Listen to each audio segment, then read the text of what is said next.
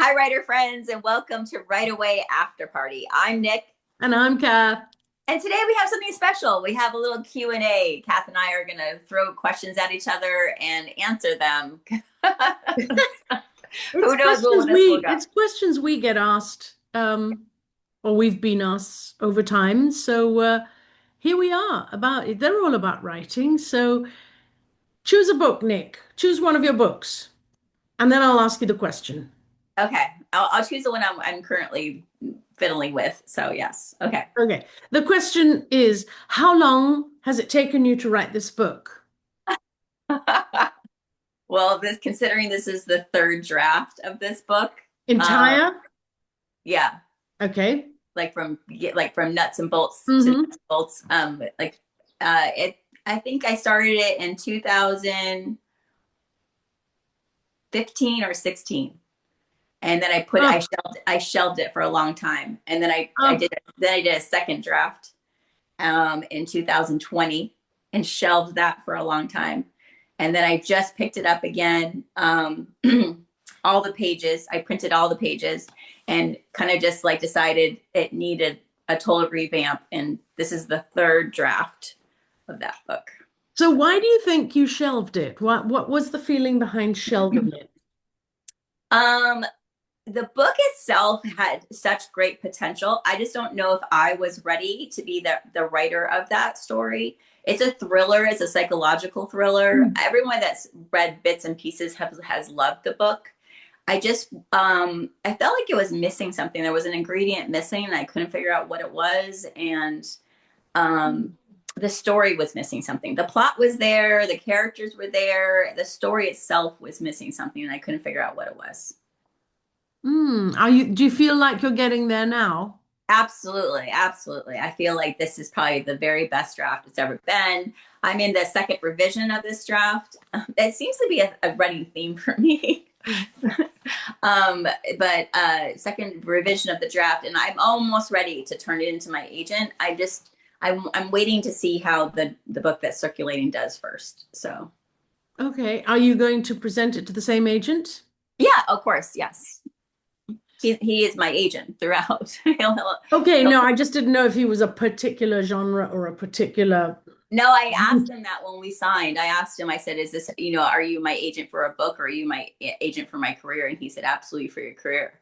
So that's why I'm kind of like wondering, even if when I present picture books to him, what he's going to say.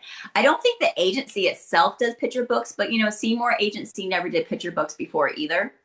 And they kind of adapted to picture books. And also, like an agent that we're very familiar with, um she just I guess they by they just started doing YA, and they never did YA before. Hmm. So I think agents, they lend themselves to whatever their client is kind of leaning towards. So I'm wondering, Okay. like how this will all unfold. It's a wait and see. So in the current draft, how long do you think do you have left? And will you give it to beta readers? I'm giving myself till Christmas. Okay. Will I give it to beta readers? I'm not sure. I'm not sure. I feel so confident with the revision that I might just give it just directly to my agent. Although I may have one person read it through just to see, because my dyslexia, I don't want Mm. I don't want to give them a really, really messy draft. So, the dyslexia always trips me up. So, I'll leave out a the, or there'll just be a random weird word in there that I don't just, That's who that's knows the my one brain. thing we're exactly the same on. Yeah. So, I mean, I don't know if you know this, but like, this is not part of our Q&A, but like, So, a tool that I use for my dyslexia is I have the manuscript read to me and I have it highlighted as it reads it. Have you ever tried that before? what I do is I change the color of the text, Okay. and that helps me enormously. Yeah. And I change it to a sans serif text. So Okay. the serif the serif text is the one that's fancy, like Times New Roman, that has the little bits and the little tags on the end of each letter, you know, Okay. extra bits. And the sans serif, it means it doesn't have that serif. It's just the I is just a line with a dot, the L is just a line, the M is just the two arches, and so on. There's no little extra flowery bits. And that helps. Okay.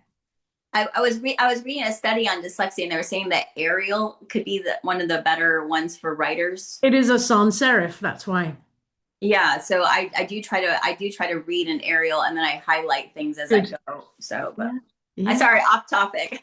No, hey, I think everything's. What if there was a question? Wait, I'll look down the list of questions. Wait, there is a question down there that says, being dyslexic, how do you? Being dyslexic and being a writer is probably a very frustrating thing. It is a bit of a hill to climb, but Yeah.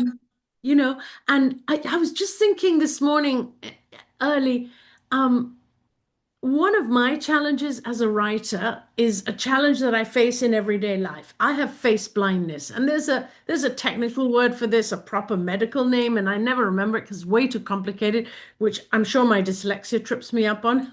Yeah. See how that goes? It's like Yeah. a knock on. Doesn't matter. So I transfer without meaning to, I transfer that into my characters, Okay. and I never really describe my characters. Mm.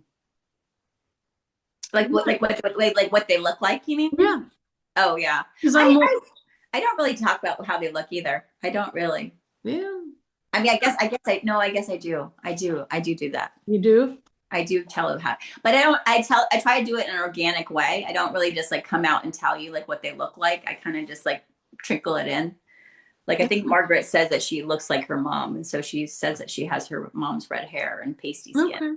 That that works. That works. Yeah. Right. Come back for part two of Q&A, what you wanted to know from us. See you in a bit. Bye, writer friends.